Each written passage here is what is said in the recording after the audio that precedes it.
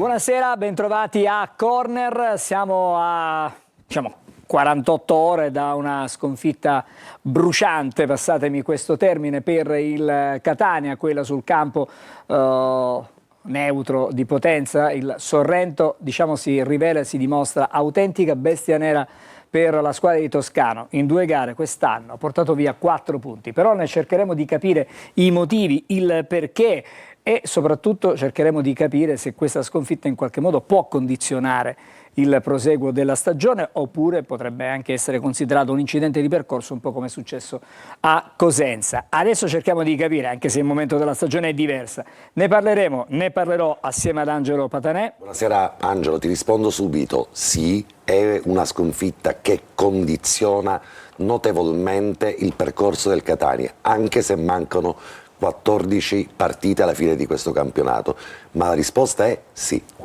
Alessandro Vagliasindi. Buonasera. Carlo Breve. Buonasera Angelo, buonasera a tutti. E grazie anche a Max Velotto. Buonasera a tutti. Il suo contributo su alcuni episodi della partita di ieri, che non ha comunque poi mostrato grandi difficoltà per l'arbitro. Andiamo dalla nostra Giulia. Buonasera Angelo, buonasera a tutti i nostri telespettatori. Vi ricordo il numero per interagire con noi è 342 771 2855. Bene, allora come sempre noi prima di aprire, anche se Patanè ha fatto uno strappo alla regola, prima di aprire telegrafico, ho detto sì. le nostre discussioni, le nostre considerazioni, i nostri confronti, vediamo il riassunto della partita. Nella copertina di oggi il montaggio è di Massimo Ceravo.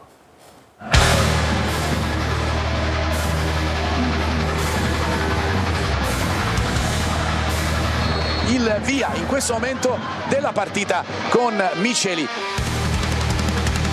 Lunetta che arriva lì, il pallone in mezzo, il gol da parte del Catania con Forte, ed è l'8º gol in campionato da parte di Forte. Lunetta che si è incuneato benissimo sulla sinistra, è entrato in area di rigore e poi ha messo il pallone in mezzo. C'era Forte tutto solo davanti alla porta, è stato facile per lui.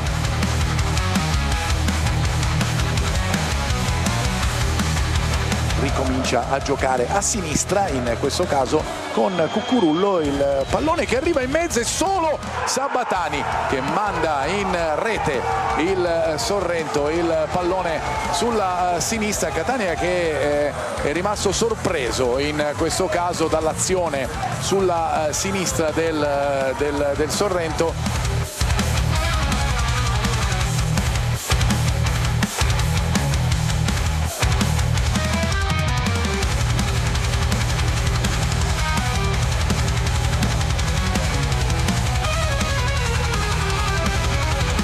Sfera per Ricci, il pallone lungo per Cucurullo, ancora lasciato solo, la palla in mezzo, e ancora il gol da parte del Sorrento.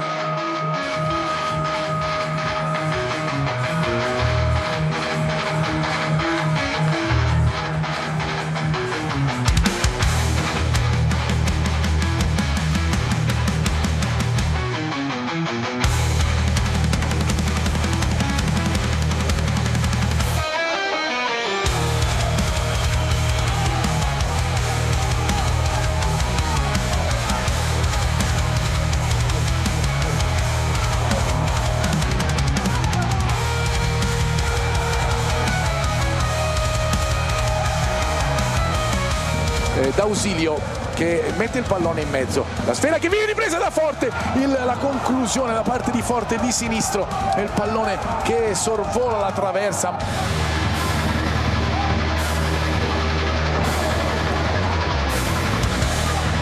C'è un calcio di punizione dal limite per il Catania, il pronto Bruzzaniti che va al tiro, il pallone però è centrale e viene recuperato facilmente. Pallone per Shaw che mette in mezzo, Gherardi libera ma la sfera resta lì con Ricci che va a mettere dentro il pallone del 3-1 per il Sorrento.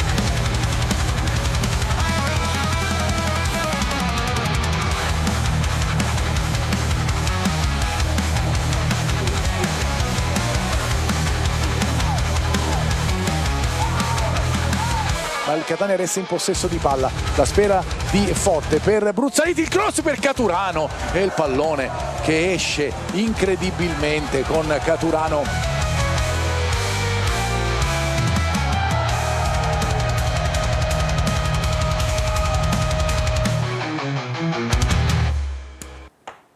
Allora, abbiamo rivisto la partita, il racconto di Marco Carli. Io vorrei partire da Carlo Breve per cercare di capire se ci sono poi all'origine di questa sconfitta, come dire, c'è stato un cortocircuito in casa Catania nella formazione iniziale. Partiamo subito forte. Partiamo sì, perché Com'è partito forte il Catania ieri? Sì. Perché è partito veramente da capolista il Catania. Ha fatto i primi, fino al gol, un impatto veramente furioso alla partita, così come probabilmente voleva Toscano, che ha messo Lunetta da tuttofascia a sinistra, quindi tutti e due i tuttofascia di centrocampo sono stati cambiati, non essendoci Casasola squalificato. Chissà che magari Toscano ci stia ripensando a questa mossa, magari col senno di poi, parlavamo poc'anzi, Donnarumma sicuramente in quella posizione dà una lettura diversa soprattutto nella fase difensiva, però ormai amen, è stata fatta questa scelta. Io nell'analizzare la partita, che oggi ho rivisto molto attentamente, devo dirti che dopo l'ottima partenza del Catania, il Catania ci ha abituato, appena passato in vantaggio, a sapere gestire le partite. Le ha sempre gestite con grande parsimonia, con grande cinismo, le ha chiuse o perlomeno non ha mai concesso nulla agli avversari. Siamo stati abituati a vedere sempre un Catania che ha subito pochissimo, mai ho visto subire tutte queste situazioni da gol da una squadra avversaria. Parlando anche del gol del pareggio, dove secondo me esce in maniera spropositata lì Raimo, in quella situazione troppo forte, non c'era bisogno, in una situazione di vantaggio non c'era bisogno di uscire così forte, perde quell'attimo, quel contrasto, e sono bravi i giocatori del Sorrento a catapultarsi tutte e tre, la catena di sinistra si catapulta in avanti, mettono in mezzo Carnielutti, servono con una bella palla di Esposito Colombini che aveva ribaltato l'azione, lì tutta la difesa del Catania scala in zona palla, perché sia Miceli che Celli che Lunetta vanno in zona palla, lasciando inspiegabilmente libero Sabatani. Cosa c'è in questo concetto? Il Catania, quando perde i riferimenti, non riesce a marcare di reparto, non riesce a occupare bene gli spazi in zona difensiva, quindi questo sicuramente è un lavoro che lo staff di Toscano deve andare ad analizzare molto attentamente. C'è stata poi il secondo gol, anche lì una lettura. Questo è proprio il primo, Carlo, quello che ti stavi l'abbiamo analizzato. A casa vabbè, lo rivedremo con calma, abbiamo delle clip, abbiamo separato delle clip. Anche il secondo gol, la difesa un attimino molto statica, sia Miceli che Carnielutti non leggono il taglio di Cuccurullo, che mette poi sta palla forte in mezzo e si fanno beffare per lo stesso motivo, perché non riescono da reparto a sapersi muovere quando perdono i riferimenti. Nel secondo tempo il cambio di Noia in mezzo al campo non ha prodotto all'inizio quello che sperava mister Toscano, si è giocato poco con i centrocampisti. Ritengo che invece i cambi e il cambio di sistema di gioco con Caturano e Forte lì davanti, alzando D'Ausilio e Bruzzaniti sulle facce, abbia prodotto qualcosina in più. È arrivato qualche cross soprattutto di Bruzzaniti e di D'Ausilio, si è reso un tantino di più pericoloso senza creare però chiare occasioni da gol. Il 3-1 ha troncato la partita e il Catania torna a casa con una prestazione sicuramente sottotono, e quello che mi fa riflettere: 3 partite, 3 sconfitte del Catania, tutte e 3 sconfitte meritate, dove il Catania non ha nulla da recriminare. Questa è la mia analisi. Volevo sentire adesso Alessandro, perché in qualche modo Patanè ci ha dato già una sua prima impressione, no? Adesso Alessandro. Però prima dei dolori concedetemi una gioia, faccio gli auguri a mia mamma che oggi compie 80 anni, allora tra l'altro auguri. Una nostra assidua telespettatrice, quindi auguri a Mirella da parte di tutto lo studio. Assolutamente sì, come tanti tutte carissimi le mamme. auguri. La mia ne ha 89 e ci segue sistematicamente a corda, quindi Viva lei. Quindi Meno male. dalle gioie passiamo purtroppo ai Ai dolori. Con Carlo abbiamo già toccato, secondo me, dei punti focali di questa debacle. Però secondo me il vero errore che ha sbilanciato un po' l'equilibrio di tutto il resto della squadra è stato l'utilizzo di Carnielutti braccetto a destra, andando a toccare una linea difensiva con Allegretto, Miceli e Celli, che si era disimpegnata egregiamente contro il Cosenza.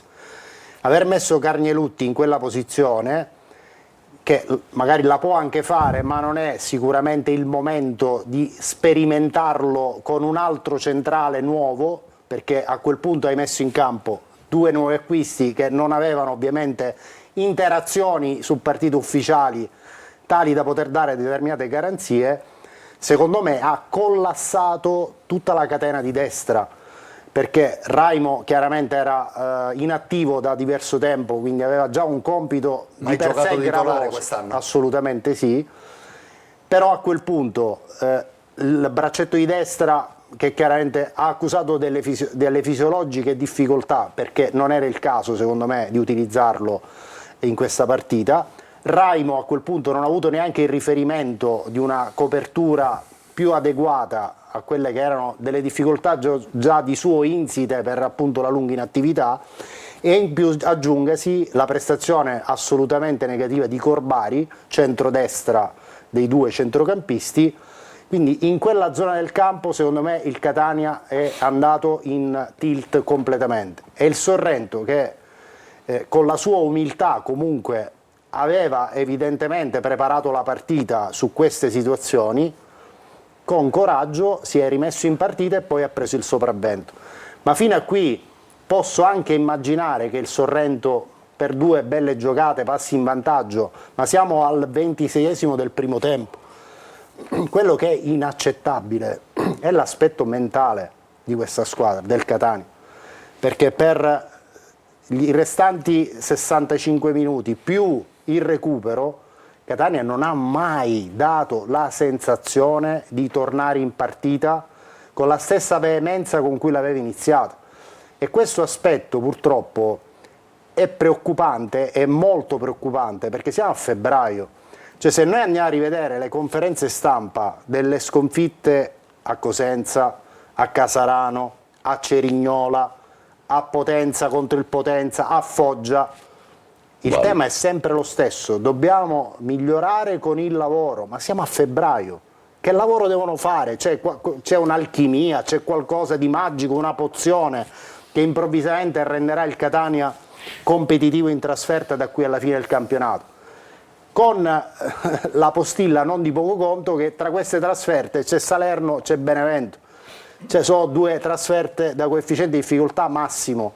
Se il Catania approccia le trasferte come ha approcciato a Sorrento, quelle 2 trasferte sono già segnate in partenza.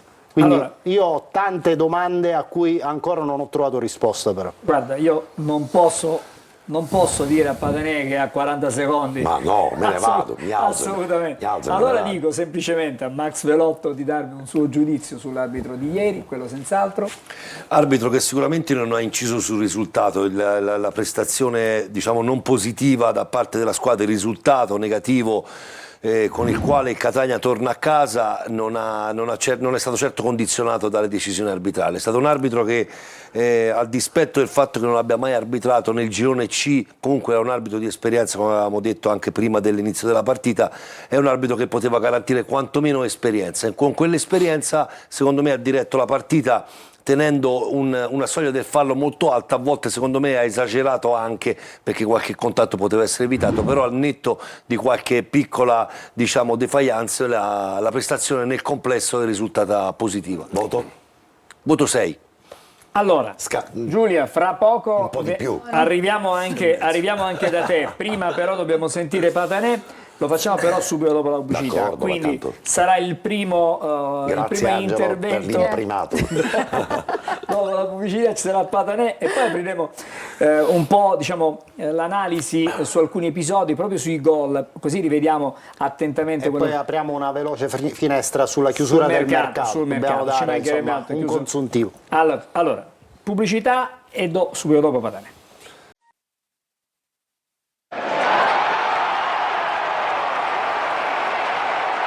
Allora, siamo di nuovo insieme. Patanè, ricomincio da te. Mi dai una grande... Temo questa No, cosa qui. mi dai una grande responsabilità, ma intanto io volevo rispondere alla tua domanda, non la volevo eludere, quella con la quale hai cominciato la trasmissione.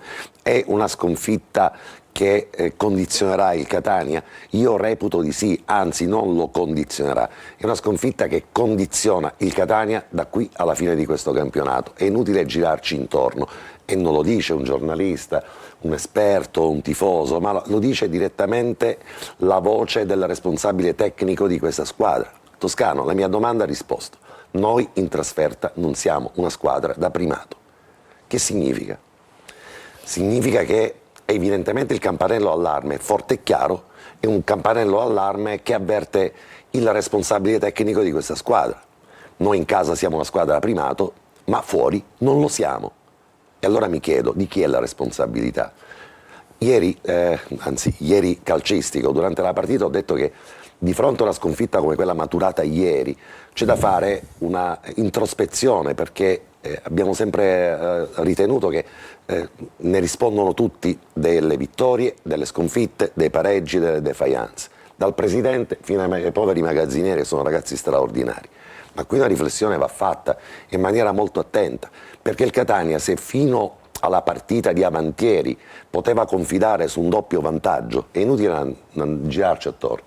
La differenza tra le partite giocate e quella che doveva ancora giocare, quindi la vittoria ottenuta contro il Benevento in casa, che avrebbe consentito a parità di punti di avere comunque la possibilità per il Catania di andare anche a pareggiare a Benevento, e il fatto del virtuale vantaggio dei 2 punti nel caso in cui il Trapani doveva, ci auguriamo francamente di no, ovviamente da siciliani, ma fosse stato eliminato al campionato. Era un doppio vantaggio. Il Catania poteva pareggiare a Benevento e aspettare, sulle disgrazie altrui, e mi auguro ancora una volta che questo non avvenga, di poter comunque riguadagnare 2 punti che sarebbero stati il vantaggio che il Catania aveva avendo pareggiato col Trapani, mentre il Benevento aveva vinto con la formazione trapanese. 2 vantaggi che sono volatilizzati. Cioè la sconfitta di avantieri porta con sé uno strascico fondamentale. È vero, Carlo, ci sono 14 giornate alla fine di questo campionato, forse è il momento tutti quanti di unirci, come correttamente ha detto Giovanni Finocchiaro alle pagine della Sicilia. Di questo ne siamo assolutamente convinti, ma se non prendiamo coscienza, noi l'abbiamo presa, ma se non si prende coscienza di quello che non è avvenuto in tante trasferte del Catania, Alessandro le ha riassunte prima, io alla fine della... No, ora abbiamo anche una grafica. Sì, dico, le ha riassunte, sì. Ma io alla fine della partita le ho riassunte a Toscano e lì ha risposto: non siamo una squadra da primato. E di che stiamo parlando allora? Cioè finora di cosa abbiamo parlato? Cioè il Catania deve vincerlo questo campionato. Basta guardare la classifica per rendersi conto, anche al netto di questi elementi, di un altro elemento. Se guardate la classifica vi accorgete che la terza in classifica è la Salernitana, quota 46 punti, 5 punti di distacco dal Catania, il Benevento ovviamente a quota 54, ma la Salernitana è una squadra disastrata rispetto all'organizzazione, rispetto al pragmatismo del Catania. È una squadra che è stata creata in 4,48 dopo la retrocessione, dove c'è un allenatore che dalla prima giornata di campionato, Peppe Raffaele, viene contestato. Non c'è partita che Peppe Raffaele prendano sufficienza. A Salerno lo massacrano.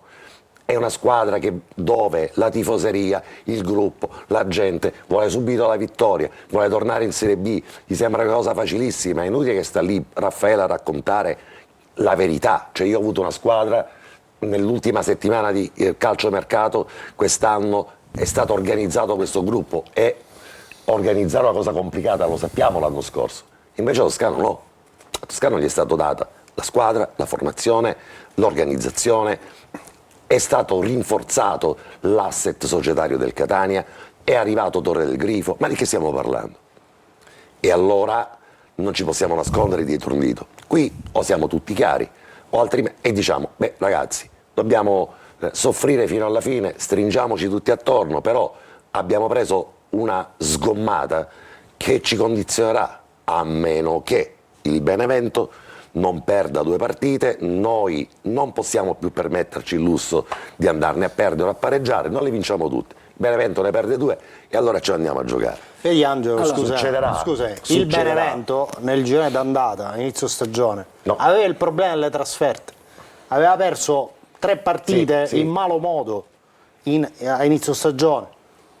Ha saputo correggere questo errore Alessandro, attraverso il gioco. tu ti sei fatto domande, Perché ma- ieri il Catania e il Benevento Speculari, due partite fine primo speculari. tempo in svantaggio, addirittura il Benevento di 2 gol a Caravaggio contro l'Atalanta.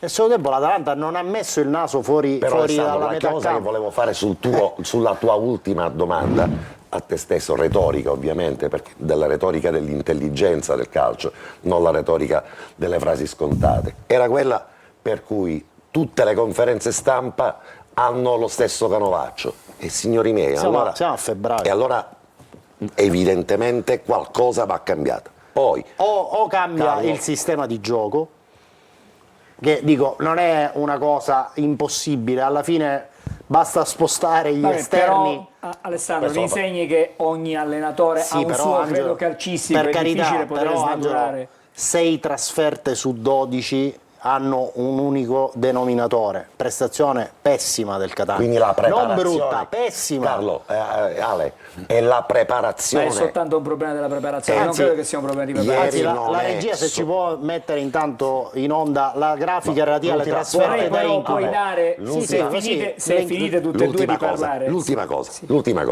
Padane parli esattamente da 8 Non minuti. me la prendo da solo con Toscano. 8 minuti, Padane. No, perché in campo ci va la squadra. E allora oggi dare la colpa soltanto all'allenatore è fare finta di non aver visto quello scempio di quella partita.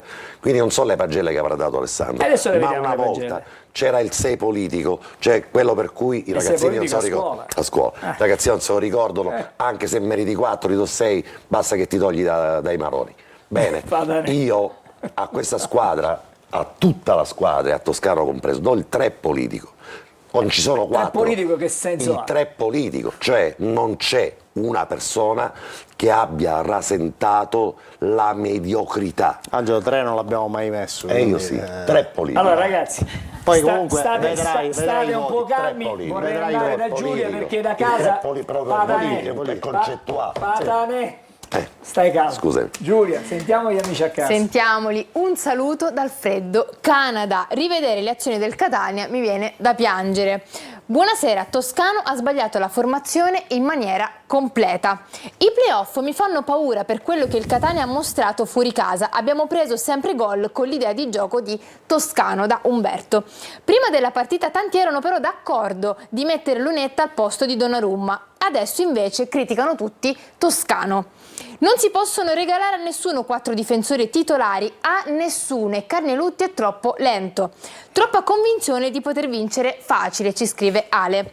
Ci vuole umiltà e consapevolezza dei propri limiti, tecnici e tattici. Ci vuole il gioco e ci vogliono soprattutto i gol. Ci vuole la qualità a centrocampo che noi non abbiamo e una difesa solida, non come quella di sabato che invece è orribile. Ci vuole tanto altro per vincere questo campionato, caro mister Toscano. Perdere si può, ma un gioco così scarso è davvero vergognoso. Guardo il Benevento e dico che sono molto più avanti rispetto al Catania. E poi ancora Daniele scrive: Avaia Toscano, hai una Ferrari e non la sai sfruttare.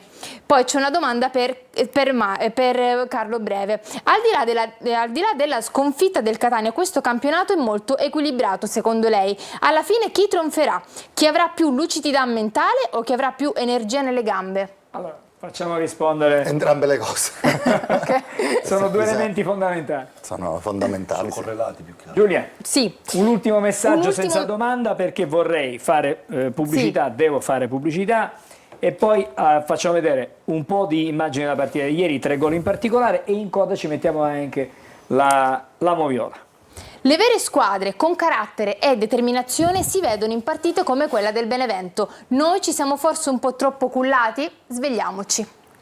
Una riflessione Ecco, questa sì, che un po' racchiude va un po' tutto. attenzionata sicuramente perché poi quando sei convinto comunque hai l'idea, perché a un certo punto quando è arrivato l'1-0 ieri con ogni probabilità il Catania ha staccato quella famosa spina che a prescindere dal gioco, non gioco, condiziona moltissimo anche l'attenzione, perché l'attenzione è fondamentale in una partita di calcio. Essere presenti per 100 minuti durante la gara è, diciamo, uno dei momenti, assieme alla preparazione, all'approccio alla partita e anche alla tattica che è stata messa su dall'allenatore. Angelo, ma abbiamo detto che Catania-Trapani non si gioca dal giorno 7, forse no, non ci ho fatto caso. Non l'abbiamo detto. Ma forse così lo diciamo subito alla gente. Ma la Detto al gente telegiornale. Detto al abbiamo detto al telegiornale. telegiornale, Ma diciamolo anche qui. lo perché sanno tutti che la partita io- non si gioca, non lo sapevi No, tu. io No, è fino alle grave questo. 19.05 non lo sapevo, quando sono arrivato qua me l'avete comunicato. Vabbè. Allora, Io fra ero poco ancora- io ero parleremo e ancora diremo di la questo impostazione a fare la partita. del rinvio della partita, Esatto. che non è la prima volta che viene rinviata questa partita. Restate con noi, fra poco di nuovo insieme a Corner.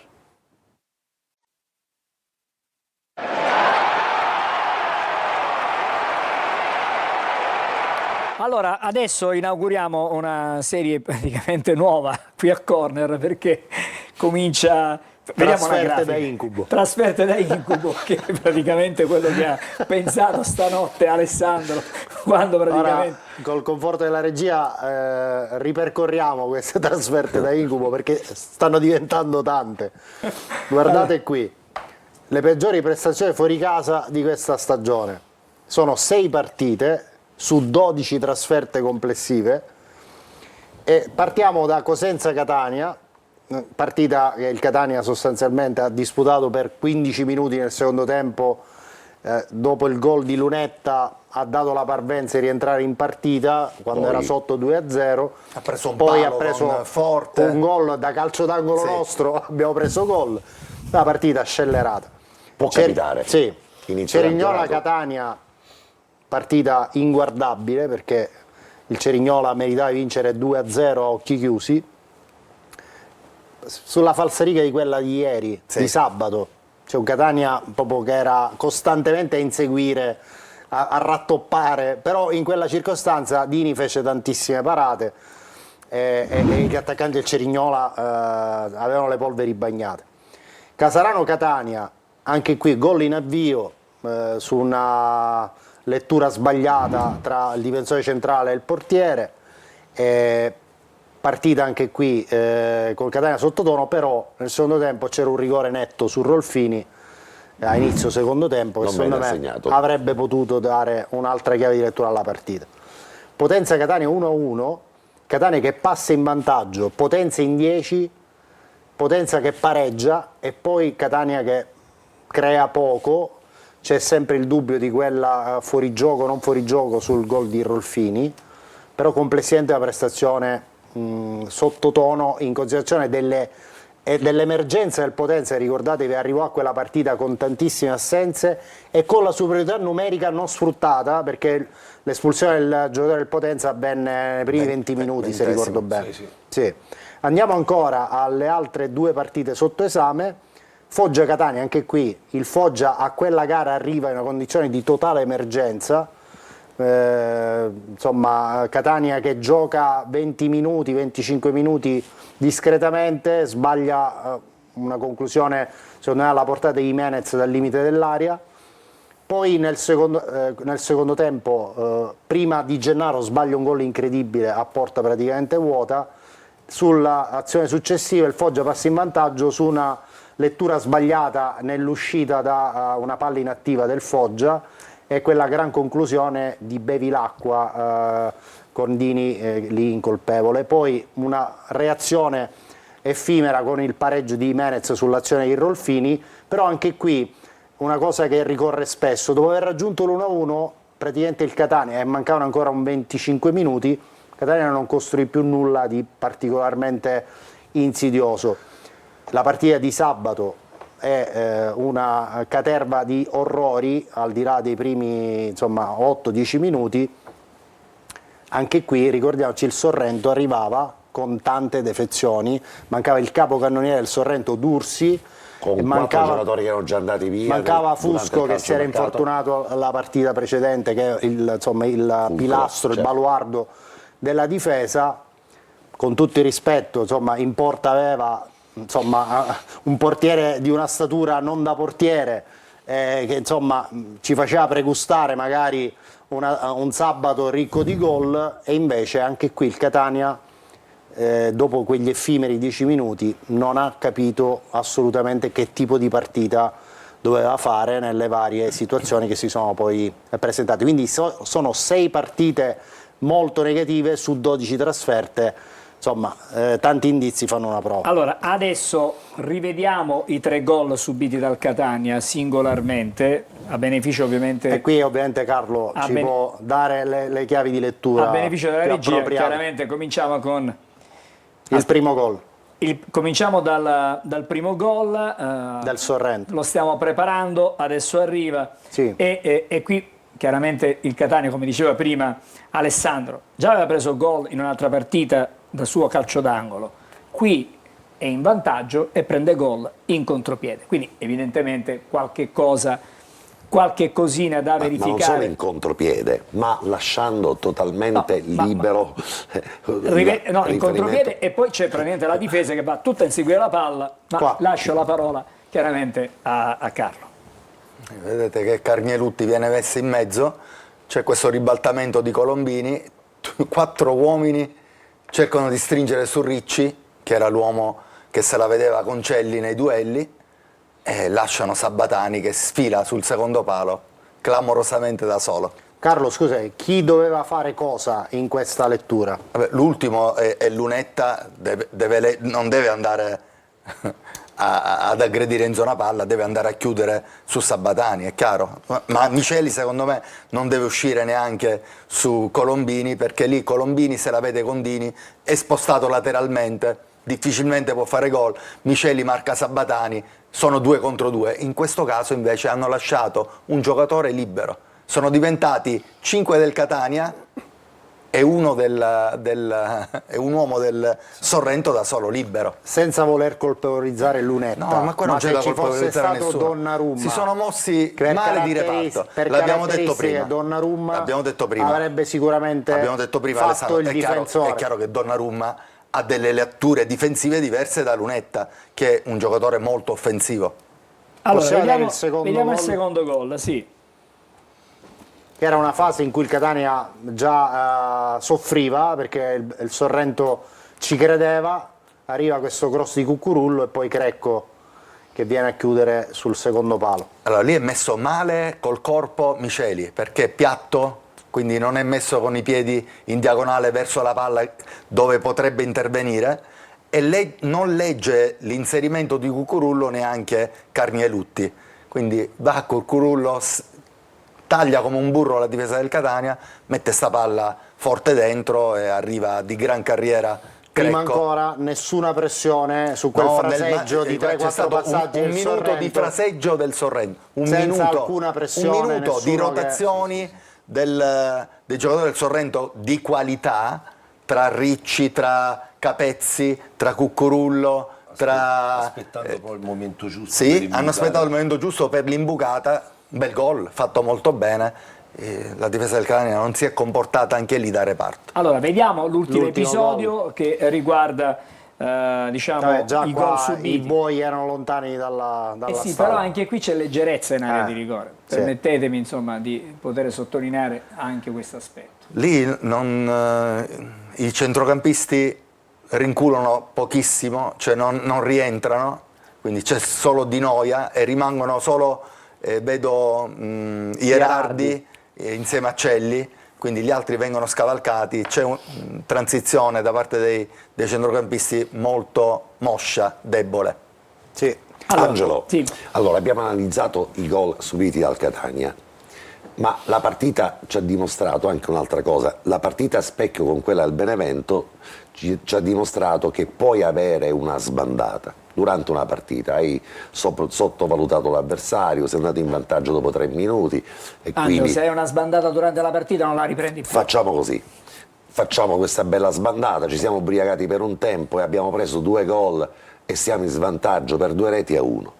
Il Benevento ieri è andato in svantaggio di 3 gol nel primo tempo, anche il Benevento andato in vantaggio, sembrava la partita a Sì, specchio del fotocopia. Catania. La guardavamo insieme tutti quelli che siamo qui e ci scambiavamo i messaggi sperando così antisportivamente che poi finisse un po' come era finita al Catania. Invece no, Benevento scende in campo nei secondi 45 minuti, l'allenatore non insegue gli errori ma migliora la squadra e da quel momento in poi il Benevento prende a pallonate l'avversario, lo mette nella metà campo e da lì non lo fa schiodare più.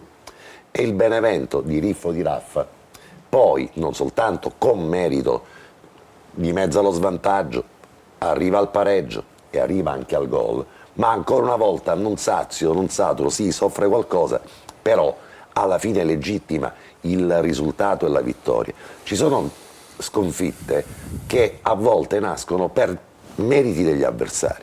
Di fronte alla sconfitta maturata per merito dell'avversario non avremmo detto nulla. Chapeau. Cioè, se ieri, avantieri, il Catania avesse perso per merito dell'avversario e non per demerito proprio, avremmo detto, beh, ci inchiniamo, l'avversario è stato più bravo di noi, Sorrento è stato più bravo di noi e quindi pazienza, è un incidente di percorso che ci aiuterà a crescere nell'ottica di... Qui invece la sconfitta del Catania è pieno demerito del Catania.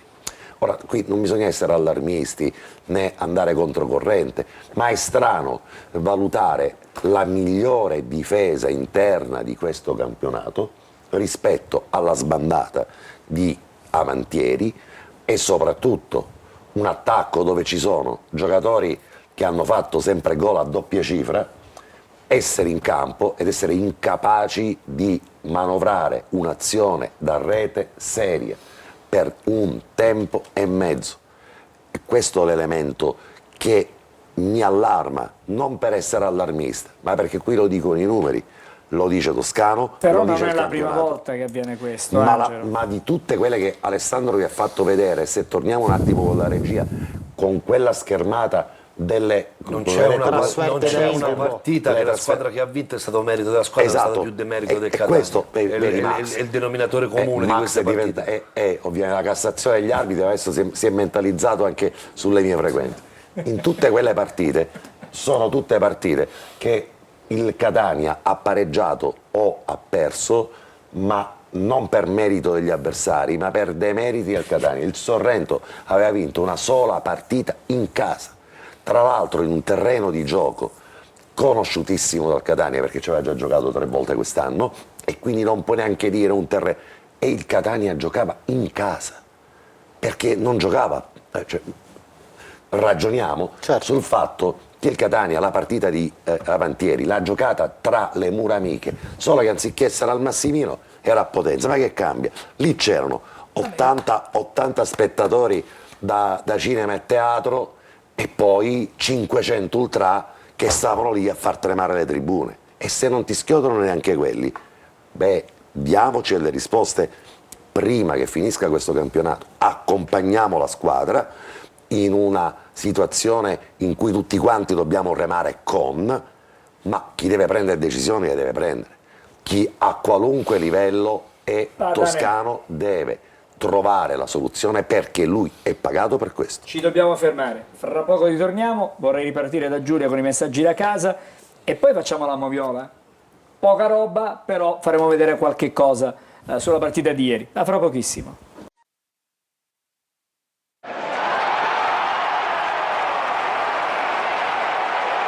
Allora, prepariamo la moviola e cerchiamo di far vedere qualcosina in questa partita da un punto di vista disciplinare e della direzione anche dell'arbitro. Max. Sì, siamo andati a scovare qualche episodio così giusto a livello, diciamo così, un pochettino didattico più che sostanziale, perché come abbiamo detto in premessa la prestazione dell'arbitro nel complesso è stata buona e non ha certamente condizionato l'esito finale della gara. Abbiamo selezionato 4 episodi, tra cui la prima è l'ammonizione a Miceli, che purtroppo non si vede solo la parte conclusiva col giocatore Diciamo a terra. che non dipende dalla nostra volontà. Non dipende dalla nostra volontà, queste sono le immagini che ci restituisce la produzione e quindi di conseguenza analizziamo queste e come dice il protocollo FVS, se non c'è un'immagine che smentisce l'arbitro è giusta la decisione dell'arbitro. Quindi, premesso che questa decisione dell'arbitro sia giusta, andiamo poi a vedere la seconda ammonizione fatta. Passiamo alla clip successiva, quella inerente all'ammonizione di Solcia, che è netta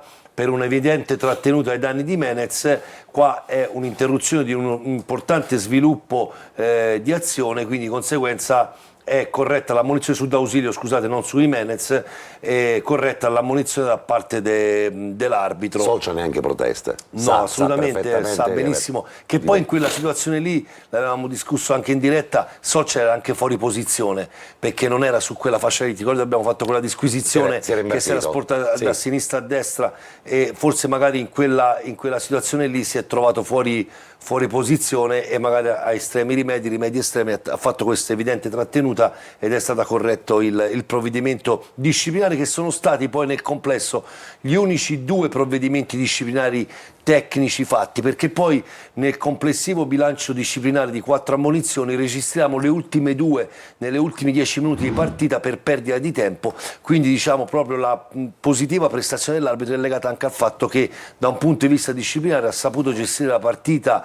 che comunque non ha offerto particolari agonismi o particolari eccessi da un punto di vista agonistico, quindi ha, diciamo, mantenuto una buona soglia disciplinare e tecnica. Max, ma posso farti una domanda? Sì. Non potrebbe essere anche questo un limite del Catania? C'è un momento in cui devi proprio fare sentire i muscoli lì in campo. Se entri in campo con la volontà, a volte con le buone o con le cattive, di fare capire che hai proprio voglia di andarti a prendere un risultato. Era questa invece la partita dove Guarda, io ti dico una cosa, ne abbiamo parlato anche in diretta stadio durante la partita. Io a distanza ormai di 24 partite giocate, io da arbitro, se dovessi analizzare la squadra Catania nel suo complesso, arriverei ad una conclusione. Per me il Catania è una squadra molto corretta da un punto di vista proprio disciplinare. È una squadra che in campo da arbitro secondo me non crea particolari difficoltà. Ma che significa questo? Che non è che devono andare a creare difficoltà all'arbitro, ma la difficoltà è una conseguenza della cattiveria che puoi mettere in campo, di quell'aggressività che a volte c'è bisogno e che potrebbe portare l'arbitro a volte a prendere anche dei provvedimenti. Va un pochettino in controtesi a quello che a volte noi diciamo su Quaini, che si è calmato nelle ultime 4 giornate. Forse era l'unico che metteva quell'eccesso, magari in momenti sbagliati, in contesti sbagliati. Vedi la munizione con l'Atalanta sul 2-0, sul finire in una zona di campo che non c'era bisogno, magari quell'intensità se la mettessero nei momenti in cui c'è veramente bisogno, cioè nei momenti in cui devi far sentire la tua presenza, far sentire la tua forza, far sentire la forza della capolista, anche non solo da un punto di vista tecnico ma anche proprio da un punto di vista agonistico. Secondo me potrebbe avere anche un valore aggiunto a questa squadra qua. Ma il carico disciplinare di ogni partita, se voi vedete, c'è il Catania, io ve lo dico da arbitro, io quando arbitravo e andavamo a Taranto, andavamo a Crotone, andavamo in campi pesanti, cioè noi entravamo, io quando ero in quei tunnel a Foggia, a Taranto, a tempi miei in Serie C, vedevi i giocatori che avevano il sangue che gli usciva dagli occhi e ti mettevano timore quasi, e in campo ogni intervento lo vedevi che era fatto con una certa malizia, una certa cattiveria, una certa premeditazione per far capire all'avversario: guarda che ci sono oggi, non entrare in campo molli o diciamo, non dico rassegnati, però non con quella cattiveria che fa sì che a volte magari il carico disciplinare dell'arbitro può anche aumentare, perché ti metti quell'agonismo giusto che a volte può sfociare magari in un intervento imprudente, di conseguenza ad un provvedimento disciplinare. Io ricordo un grande capitano del Catania negli ultimi anni, che si chiama Davide Baiocco, che quando le cose non andavano poi così come voleva, che mi appendeva al muro. Ho una foto io con Baiocco a Genova-Catania, dove la ammonisco, e Baiocco era uno che, a prescindere da quello che poteva succedere in campo, già dal primo minuto ti massacrava. Ed era quello che martellava dal primo all'ultimo minuto. Era quel tipo di capitano. Tipo di giocatore, lui, Milanetto, per dire altri giocatori, Doni, cioè giocatori che anche alla prima rimessa laterale già ti davano in testa, venivano senza motivo, ti ammazzavano. Ti parlo di Baiocco perché l'abbiamo conosciuto, l'abbiamo vissuto qui a Catania, e probabilmente quel tipo di giocatore che comunque già dagli occhi ti accorgi che quella è una partita storta se ti A volte comporti ci fa da meraviglia avversario. quando vediamo, ora non è possibile perché è fuori per infortunio, però a volte ci meravigliamo quando vediamo un ditacchio che va con il suo petto vicino al giocatore a cercare, allora esaltiamo, enfatizziamo quell'atteggiamento perché quasi, invece quello secondo me in alcune circostanze, in alcune partite dovrebbe essere la consuetudine, dovrebbe essere la di prassi in determinate partite, soprattutto quando devi recuperare. Mi conforta l'idea proprio dei 2 cartellini gialli spesi dal direttore di gara in una partita dove probabilmente con un coefficiente di agonismo Lo più devi elevato, alzare il coefficiente di agonismo, lo devi alzare perché se te lì andiamo a potevi guardare anche spenderti l'arbitro, 4 moneti. è un arbitro che ha concesso molto ieri, ci sono stati alcuni interventi che dovevano essere sanzionati, ora non parliamo della semplice trattenuta o del semplice contatto, ma alcuni interventi dove anche se te subivi l'intervento, va bene, ora noi vediamo vediamo un episodio, vi faccio capire che cosa manca a volte nella verve dei giocatori del Catania. Se guardiamo il prossimo episodio, Vai. io ve lo anticipo, c'è qua un intervento su Forte, viene spinto, cade a terra, l'arbitro fa continuare, stesso fallo di Menez, l'arbitro fischia, nessuno dei giocatori del Catania protesta. C'è qua un giocatore alla Baiocco, ti andava vicino e diceva perché a lui sì e a me no? Perché a lui non fischi e a me lo fischi? Perché già eravamo E- entrati in modalità rassegnazione. Cioè caro Max. questo esempio io l'ho voluto selezionare proprio per far capire che in questa circostanza, va bene, c'è te uno stesso fallo dove un arbitro sta applicando un metro tecnico molto alto, te c'è un fallo su Forte, una spinta che per me fa bene a non fischiarlo, ma secondo me sbaglia dopo a fischiare questo sui Menez. Perché è la stessa identico fallo. Te mi fischi questa cosa qua, ma squadre di altro spessore di personalità andavano dall'arbitro, cercavano e dicevano non devi continuare così, perché o lo fischi a noi o non lo fischi nemmeno a loro. Cioè ti devi far sentire. E invece c'è Rassegnazione. molto fair play. Fair play. Allora, Posso fare una piccola cosa? Sì. A proposito della questione ammonizione, arbitraggi, eccetera. Vabbè, Miceli era in diffida, quindi salterà Catania-Cerignola, visto che Catania-Trapani andrà ad altra data, poi ne parliamo tra poco. E voglio tornare sull'ammonizione di Casasola contro il Cosenza, per farvi capire, quando io ho criticato Casasola per quell'ammonizione sprecata in una situazione di gioco completamente Ricordo. avulsa, è paragonabile alla munizione di Quaini con l'Atalanta fatta in un momento dove non c'era assolutissimamente bisogno di Assolutamente. prendere una munizione. e voi quasi mi avete schernito dicendo si è fatta ammonire apposta perché così ha bonificato la diffida.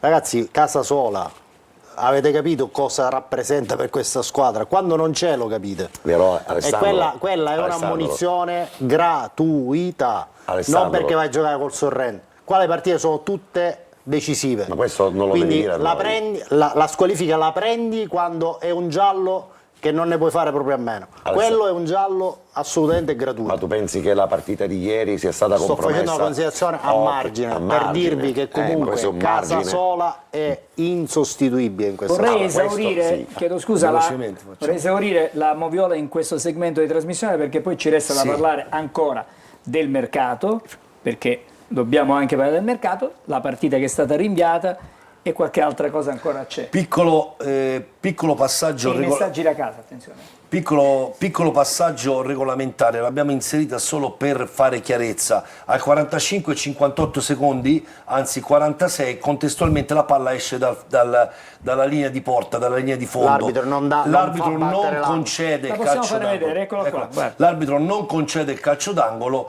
Jimenez si va a chiedere perché. accenna una timida protesta, questo per dire si protesta quando non c'è bisogno, accenna una timida protesta perché pretendeva la battuta del calcio d'angolo. Ricordo ai telespettatori che l'unica ripresa di gioco in cui può essere prolungato il tempo di recupero e il tempo di gioco è l'effettuazione del calcio di rigore. In questo caso qua l'arbitro fischia, alla fine ha concesso un minuto di recupero, non ci sono state perdite di tempo in quel minuto e secondo me l'arbitro fa bene a fischiare il termine del primo tempo di gioco. Poi abbiamo l'ultimo episodio che è l'FVS chiamato, qua secondo me il Sorrento fa una giochessa, detta proprio così, regolamentare per bypassare quello che è il protocollo FVS. E vi spiego. Allora, Miceli è già ammonito. Allora, il protocollo FVS non prevede la chiamata della card per la doppia ammonizione. Quindi loro che fanno? Loro si giocano la card per chiamare il fallo grave di gioco, la condotta violenta, ok? Giocandosi la condotta violenta inducono l'arbitro ad andare a rivedere le immagini. Rivedendo le immagini, l'arbitro che cosa poteva fare? L'arbitro poteva assegnare il calcio di punizione anche se l'azione era esaurita, fare giallo su Miceli ed espellere Miceli per somma di ammonizioni. Quindi sulla richiesta per una condotta violenta loro potevano raggiungere il loro obiettivo, cioè quello di far allontanare Miceli per doppia ammonizione, perché se l'arbitro avesse attraverso le immagini visto e valutato che l'intervento di Miceli era un intervento imprudente, poteva concedere il calcio di punizione, ammonire Miceli e espellerlo per doppia ammonizione. Allora, ci fermiamo. Giulia, rientriamo con te subito dopo la pubblicità.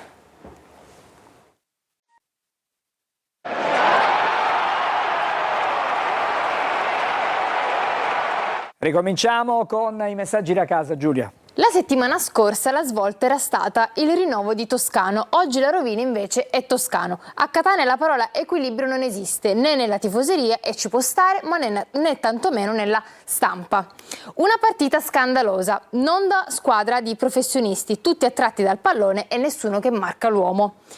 Poi, buonasera, al di là delle scelte degli uomini è stato il solito Catania versione trasferta, abbiamo perso 3 punti d'oro ma il campionato non è ancora finito.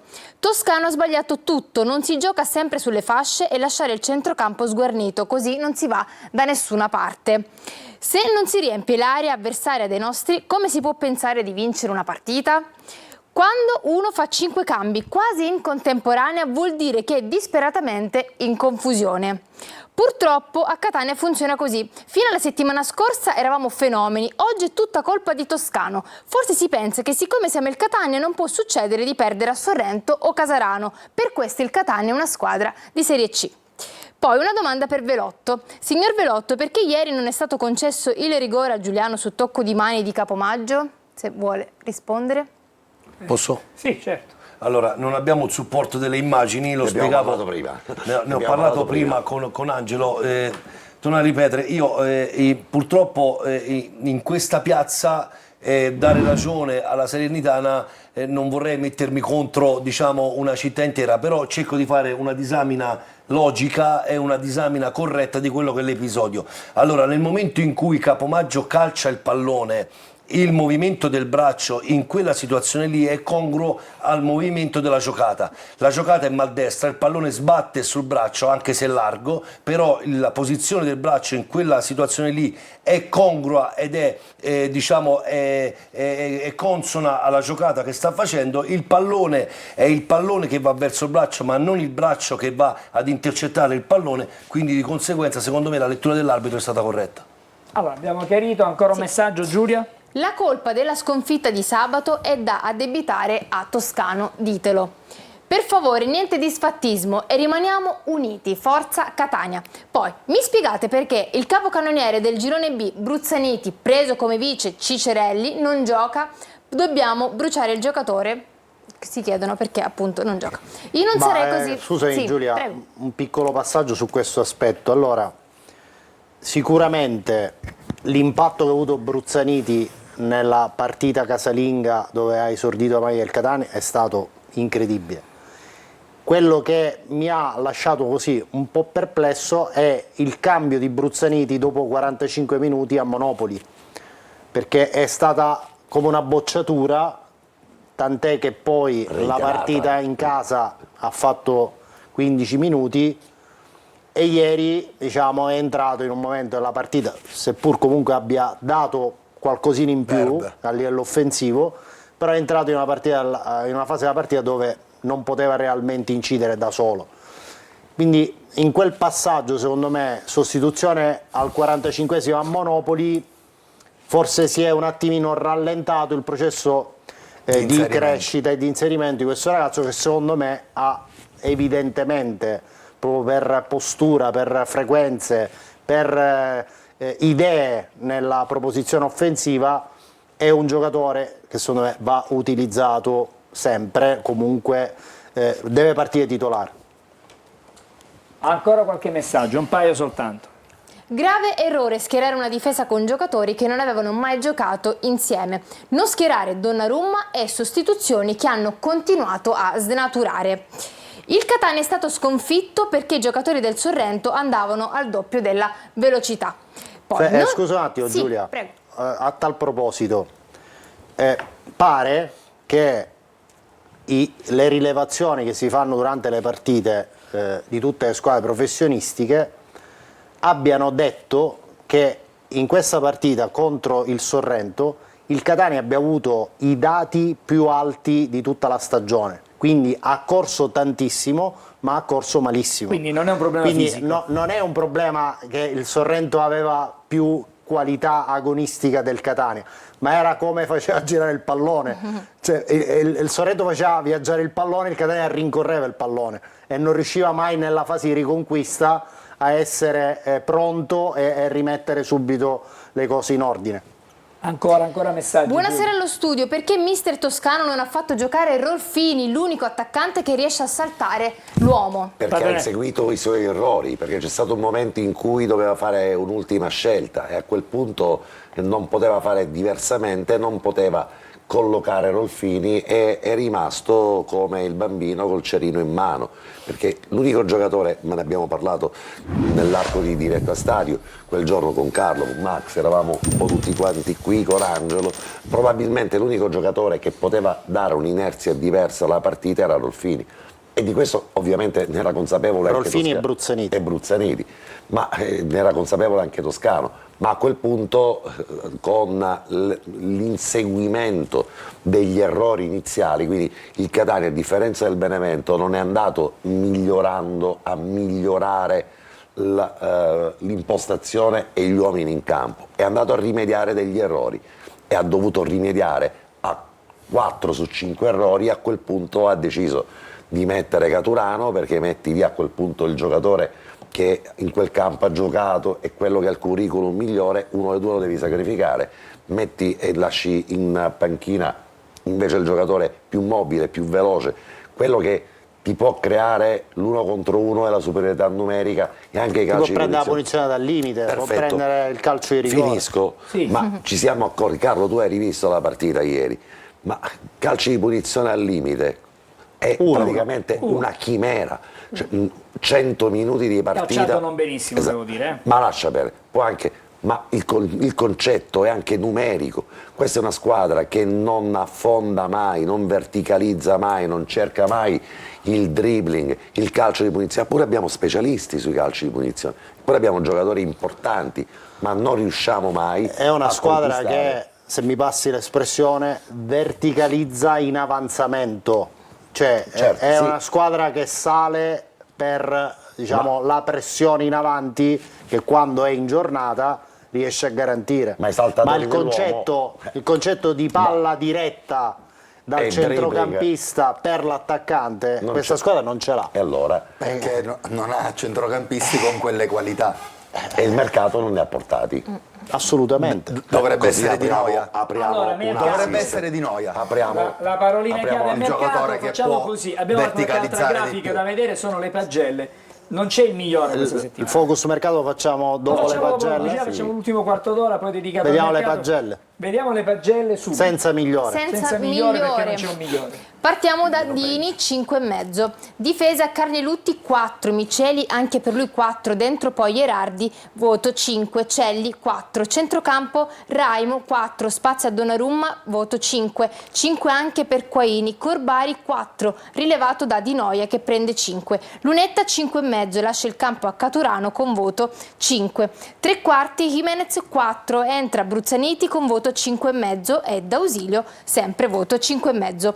Attacco forte 5,5 e l'allenatore toscano voto insufficiente con 4.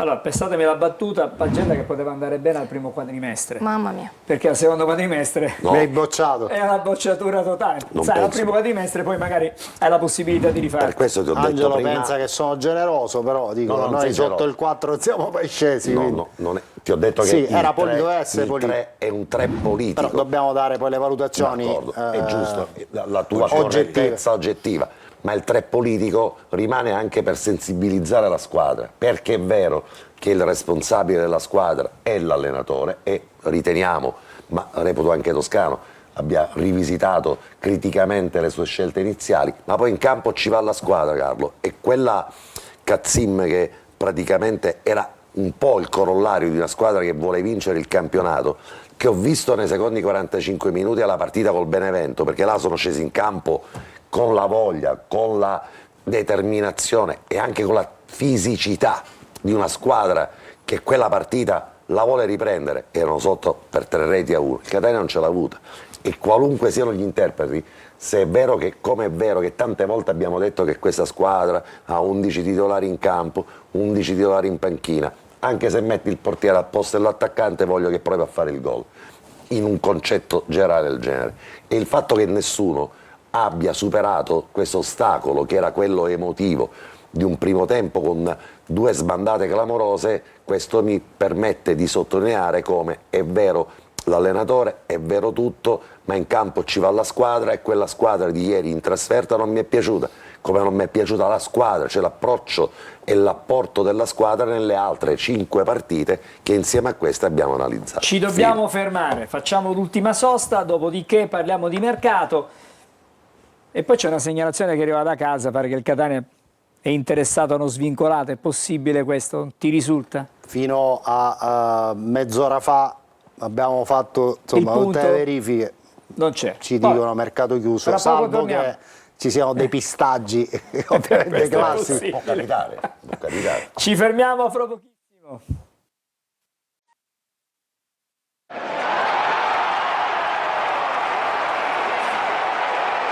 Allora Giulia, ricominciamo da te per 2 messaggi e poi abbiamo veramente 2 messaggi e poi abbiamo... Tu non hai criticato così tanto il mister. Io? Esatto. Ci hai pensato tu. No, rispondiamo anche a dei messaggi che non possiamo andare in onda perché ormai sono tempo quasi Il tempo scaduto, sta la scadendo. regia è ormai satolla di messaggi. Allora, A mio avviso mi sembra un po' esagerato attaccare la squadra. Un calo ci sta, ancora il campionato è lungo, noi siamo più forti, allo scontro diretto col Benevento ci sarà sicuramente la vittoria del Catania. tanta io- positività. Bello, dai. bello questo auguro. messaggio, finalmente. È esattamente il contrario di quello che ho detto io. Il bello del calcio è assolutamente questo, perché poi ognuno nell'ottica costruttiva ha una sua impostazione. Qui tutti vogliamo remare a favore Sì. della squadra, tutti speriamo che a Benevento il Catania Tutto può succedere. vada e vinca, che ci sono 14 partite alla fine di questo campionato, ma è inutile nascondere. Va bene, tu che- immaginavi mai Izco? Ah, esatto, capisco. Che, Ho che il capito. Catania possa andare a vincere a Benevento ha tutti i mezzi E allora, per andare a esatto. vincere a Benevento. Non mettiamo Ma secondo me limiti. il Catania, Alessandro. Carlo, messo nelle condizioni Sì, giuste, può andare a vincere a Benevento ho la tranquillamente. sensazione che tu ed io dobbiamo prepararci qualche zainetto. però, bravi. Preparatevi, preparatevi. sì. Alessandro, volevi Sì. dire Non vedo qualcosa? l'ora. Sì. Anche io non vedo l'ora. Allora, una considerazione. Avevo un messaggio, ultimo messaggio di Giulia. Vabbè, facciamo il messaggio. Leggiamo poi l'ultimo messaggio. considero. Che dire? Tutto è rimediabile, bisogna crederci e invertire le brutte prestazioni fuori casa. Sempre forza Catania. Poi io questa domanda ve la voglio fare. No, Una domanda allo studio, ormai. Ma Ponzi, che ruolo ha? Che lo ha preso a fare? Basta. Vabbè, Ponzi è un bel cursore di fascia. magari si deve ambientare. Penso che in quella partita Poteva dare una poteva mano. dare una mano. Vabbè, mettiamola Mi così. fermo qui. Cosa volevi dire poi? Volevo dire che probabilmente se andiamo a vedere il valore assoluto delle 2 rose del Catania e del Benevento, forse il Catania ha qualcosina in più a livello individuale nei 23. Quello che stona è che abbiamo un allenatore veterano di questa categoria che in questo momento paga dazio a un debuttante, Floro Flores. Questo secondo me è un fatto che ci rende ancora più pesante questa La sconfitta. situazione. No, la situazione è proprio di classifica rispetto a un Benevento che dal cambio Auteri Floro Flores pensavamo tratto regredisse e invece è andata a migliorare, e dove invece il Catania di Toscano, anche con i rinforzi di gennaio, perché Bruzzaniti è stato un grandissimo colpo per la Serie C, non ha fatto quella evoluzione. Avantieri partito in panchina. Sì. Ecco, anche, Sì. Non ha fatto quell'evoluzione che ci aspettavamo. Alessandro, però E il ti calcio non è razionale, no? Cioè il calcio non ha sto facendo le considerazioni delle regole. asettiche e ti aggiungo che, a mio avviso, la vittoria di Monopoli ha tolto, secondo me, la vera analisi per come è maturata, ha fatto scattare un'analisi un po' superficiale, perché se andiamo a rivedere quella partita, il Catania a Monopoli ha concesso tante occasioni alla squadra avversaria, come è successo ieri a Sorrento. Alessandro. Secondo me c'erano delle avvisaglie già di qualcosa che andava corretto e che non è stato evidentemente affrontato in maniera profonda Ma e allora io proficua posso fare nella partita. l'avvocato del diavolo per Certo. dire, probabilmente, considerato queste avvisaglie, allora Toscano ha voluto cambiare determinati sistemi perché si è accorto che a Monopoli c'erano state delle crepe.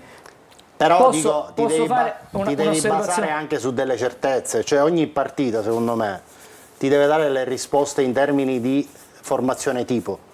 Cioè, se tu hai acquisito delle certezze, soprattutto in una zona del campo, qual è quella della difesa, dove Toscano costruisce La sua forza. la sua forza, ribadisco quello che ho detto all'inizio della trasmissione: l'errore di tutti gli errori della partita di Sorrento è l'impiego di Carnelutti al posto di Allegretti. Allora, vi devo dire che Diciamo, mancano allora, 6 che minuti la alla fine della squalifica, trasmissione. scusami, Sì, la squalifica di Casasola ha in qualche modo complicato ha il piano. messo le cose su questi binari. Tutti quanti noi abbiamo fatto i bordocampisti, noi che siamo qui seduti, vero. cioè quelli che hanno Anche io iniziato, l'ho fatto, anche tu hai fatto quarto uomo. Da quarto uomo. Carlo l'ha fatto Da allenatore. da allenatore. No, e ricordiamo sempre tutti quelli che abbiamo fatto Va bene, questo 6 lavoro. minuti. Era un altro calcio, non c'erano le telecamere dappertutto, ma io mi aspetto che un capitano della squadra prima in classifica dal primo al secondo tempo aspetti 1-1 i giocatori avversari, come succedeva con i giornalisti, con i giocatori, con gli arbitri, e gli dica: tu da questo campo qua non esci, no, hai perso 10 partite, ne perdi 11. No, incutere, non dico quel timore, ma dare la sensazione chiara ed evidente che io giocherò fino alla morte e io questa partita la voglio vincere. Ora, chissà se questo ancora succede nel calcio. Io reputo che ci sono tanti stadi e tanti campi dove queste situazioni accadono. Non ero a Bergamo, è chiaro, ma se voglio ripassare quelle Ma cose... Bergamo è un campo tranquillo. No, non era a Bergamo dal primo al secondo tempo, no, col Benevento. Ma io mi immagino i giocatori del Benevento che hanno tutti quanti gli occhi schizzati di sangue, guardano i giocatori dell'Atalanta e gli dicono: bene, ti sei passato un tempo, una notte da leoni, un tempo da leoni, ora aspetta che ci sto io e tu da qui non esci con punti. E così è capitato. Allora, Voglio vedere il testa a testa Catania-Benevento aggiornato all'ultima aggiornate di e poi campionato. facciamo la grafica. Sì. E poi un pensiero alla fine della trasmissione lo vorrei dedicare ad una persona che ci ha lasciato nei giorni Nicola scorsi. Salerno. È chiaro. Sì. Andiamo intanto sulla testa a testa, appunto Catania-Benevento. Abbiamo aggiornato questa grafica che da alcune settimane stiamo mandando in onda, e potete constatare appunto nella voce a destra la differenza di gol fatti tra Catania e Benevento nel girone di ritorno. 12 gol fatti del Benevento contro 8 del Catania, che in 5 partite, una differenza di 4 gol in 5 partite disputate nel girone di ritorno sono tanti.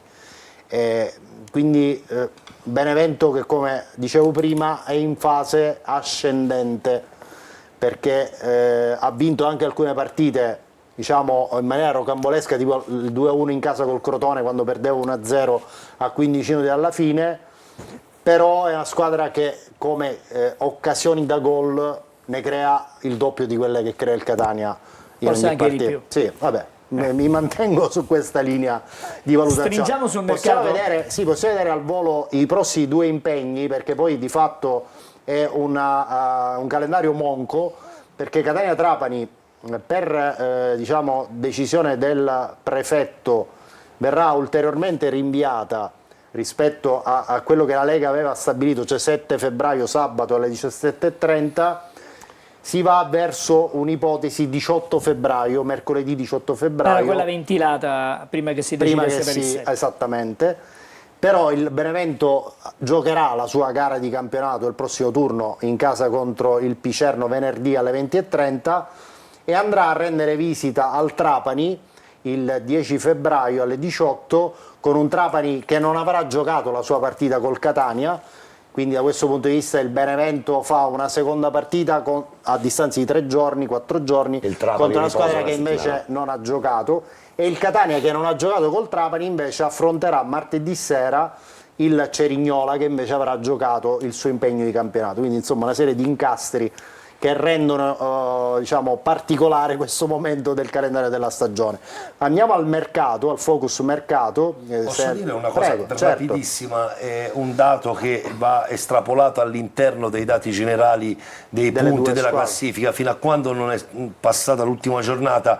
Io analizzavo il cammino in base anche a quelle che sono le 2 statistiche del Benevento e del Catania. Allora, senza nulla togliere al Catania, però se noi andiamo ad analizzare i punti realizzati, cioè il cammino del Catania e del Benevento era completamente simile, 17 punti fuori casa e 34 in casa, va bene? Ora li differenzia 3 punti, quei 3 punti che è riuscito a fare il Benevento fuori casa e che non ha fatto il Catania fuori casa a Sorrento. 2 minuti per fare il mercato, mi sembrano pochi, ma dobbiamo chiudere entro le 22:15. Non è successo granché. È un mercatino. Quello che doveva succedere era già successo. Rispetto all'ultima puntata di lunedì scorso dobbiamo registrare il passaggio di Queiroz al Trapani e invece la mancata partenza di Martic, che fino a oggi pomeriggio ha rifiutato le destinazioni che erano arrivate per offerte di altre squadre, tra queste il Cosenza e il Forlì, tra quelle diciamo, che militano nei professionisti. Si era interessato anche il Chievo, che al momento è in Serie D e che ha preso Douglas Costa, pensate un po', una squadra di Serie D che fa tornare in Italia Douglas Costa. Martic ha rifiutato, ripeto, Cosenza e Forlì, quindi ad oggi resta al libro paga. Riguardo alcune voci che insomma, sono rimbalzate durante la trasmissione attraverso i vostri messaggi, che parlavano di una possibilità che arrivasse un centrocampista svincolato a Catania, cioè Benali, che rinforza la Virtus Entella, abbiamo verificato in questi minuti, è stata smentita seccamente anche per discorsi legati alla lista, cioè questi posti in lista non ci sono, anzi bisogna andare a pensare a Cicerelli quando se dovesse rientrare, c'è già un sovrannumero oggi. C'è già un sovrannumero oggi. Allora, siamo in chiusura davvero. Allora, dicevo prima che vorrei dedicare. La trasmissione è durata sempre allo stesso modo, Patanè. Allora, il pensiero di tutti noi va ad un grande professionista che ci ha lasciato nei giorni scorsi, che è Nicola Salerno. È stato qui in una stagione non fortunatissima, dobbiamo anche dirlo, però la sua professionalità, la sua cordialità è rimasta in tutti noi. Un abbraccio, un galantuomo veramente, un abbraccio a tutta la famiglia da parte Purtroppo nostra. Aveva insomma problemi di salute da parecchio tempo. Da un po' di anni, questo è vero. Volevo dire, prima di salutarci, che fra poco c'è la differita integrale della partita per chi ama soffrire. Ma visto che Catania Trapani non si gioca, che succede? Come ci regoliamo? Prima diciamo che c'è la partita in differita, ci sarà Sorrento-Catania con il commento di Marco Carli e Carlo Breve. Considerato che non c'è la partita di sabato, noi non che si gioca martedì. Allora noi non andiamo in onda sicuramente con preview venerdì, perché non c'è la partita sabato, non c'è la partita da presentare.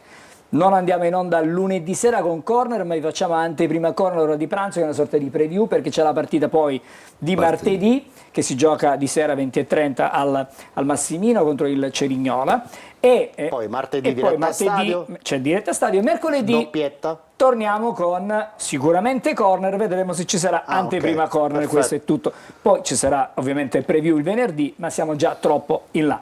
prima di salutare Possiamo dare il tuo numero di telefono ai nostri telespettatori per avere informazioni dirette. questo senz'altro, no, prima però di chiudere Digitale tasto 1. la nostra serata, devo dire che da domani cominciamo una lunghissima maratona che capita puntuale in questi giorni dell'anno con Devoti Tutti, una maratona di 50 ore in diretta per seguire passo dopo passo la festa di Sant'Agata. Cominciamo domani con l'uscita della carrozza del Senato, l'offerta della cena e poi di pomeriggio sarà il concerto della sera del 3, ma il 4 ci sarà il giro esterno che seguiremo in diretta mattina con prima la messa dell'Aurora e poi la salita dei Cappuccini, il 5 sonenno pontificale al mattino, il giro interno del pomeriggio, il 6 il rientro e quindi diciamo che siamo al gran completo. Dopodiché, bravo Gagliano. da domani cominciamo, da domani alle 10 la prima diretta. Sull'itinerario di Sant'Agata digitare tasto 2. Grazie Giulia per essere stata con noi. Grazie a tutti voi, grazie a tutti per averci seguito. Grazie Buonanotte. anche a Max, Grazie a voi, buona Max serata. Velotto che è con noi, grazie a Carlo Grazie, Breve, Angelo, buonanotte a Alessandro tutti. Vagliasini, Buonanotte. Angelo Patanè, Ho la visto la tua regia. casa nobile attaccata qui dietro la Salutiamo in quindi- regia il nostro Roberto Stramondo che ha avuto una pazienza impressionante fino alla legge, anche Massimo Ceraulo, sono rimasti soltanto loro tre a tenerci stasera in E diretta. tra un po' pigiano. buttano Domani fuori, mattina siamo di nuovo qui Premono il puntuali. tasto 3 e ci buttano fuori. Buonanotte.